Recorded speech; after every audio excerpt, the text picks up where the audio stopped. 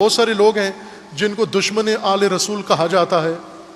یہ بعض پیشہ ور ذاکرین خطبہ جو غیر ذمہ دارانہ گفتگو کرتے ہیں، جو ہر غیر شیعہ کو دشمن ظاہر کرتے ہیں. غلط ہے، یہ بےہودہ بات ہے. یہ سوائے ناصبیوں کے تمام مسلمان روئے زمین پر، پاکستان کی اکثریت مسلمان اللہ سے محبت رکھتے ہیں، رسول اللہ سے محبت رکھتے ہیں، آل رسول سے بھی محبت رکھتے ہیں، اور ان کی آل رسول سے محبت کوئی ڈھکی چھپی چیز نہیں ہے. آپ اپنی فیس کے لیے، اپنی روٹیوں کے لیے ہر ایک کو دشمن اور ہر ایک کو دشمن اہل بیت، وہ کیسے دشمن اہل بیت بنا دیا؟ جبکہ وہ، اب آپ مجھے بتاؤ، 1,00,000 روپیہ لے کر آل رسول کے لیے 2 جملے کہنا، یہ محبت رسول ہے؟ یا اپنی ساری زندگی کی بنائی ہوئی عزت و شہرت آل رسول کی محبت میں نچھاور کر دینا، یہ محبت رسول ہے؟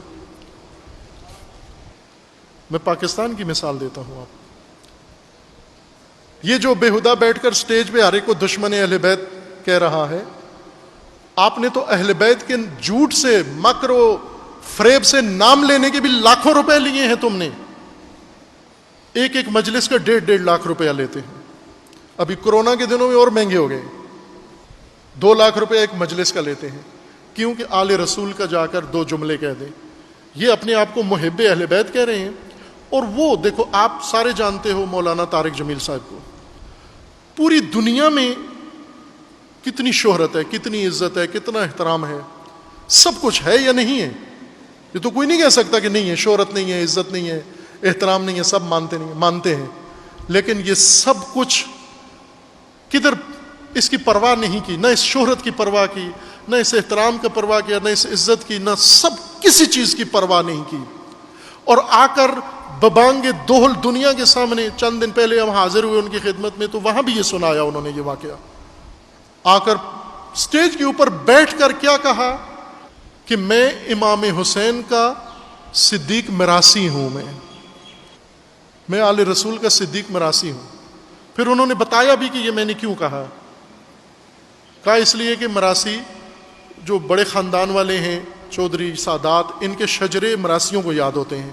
تو یہ جگہ جگہ میلے ٹھیلے میں ان کا پورا شجرہ لوگوں کے سامنے ہاتھ لہرا کے تو پیش کرتے ہیں. تو کہا کہ ایک دن اسی طرح یہ شخص جس کا نام صدیق تھا، یہ آیا یا کوئی اور ان کے ڈیرے پر، اور آ کر ان کے اجداد کا دعا دے رہا تھا کہ ڈیرے آباد ہوں اور سکھی رہو اور فلاں رہو. اور وہ شجرہ یاد کرنے لگا، یہ فلاں کا بیٹا، فلاں کا بیٹا، فلاں کا. تو میں نے کہا کہ یہ دیکھو، یہ شخص صرف ہماری خوشنودی حاصل کرنے کے لیے ہمارے اجداد کا نام لے رہا ہے، تو ہم اس کو تھوڑا بہت کچھ دے دیتے ہیں.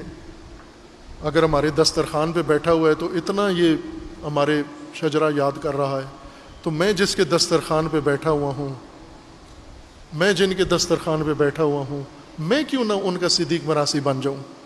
میں کیوں نہ ان کا ذکر دنیا کو کر کے بتاؤں؟ تو پھر کہنے لگے میں نے بھی اسی کی سٹائل میں ہاتھ ہلا کر پھر شروع کیا.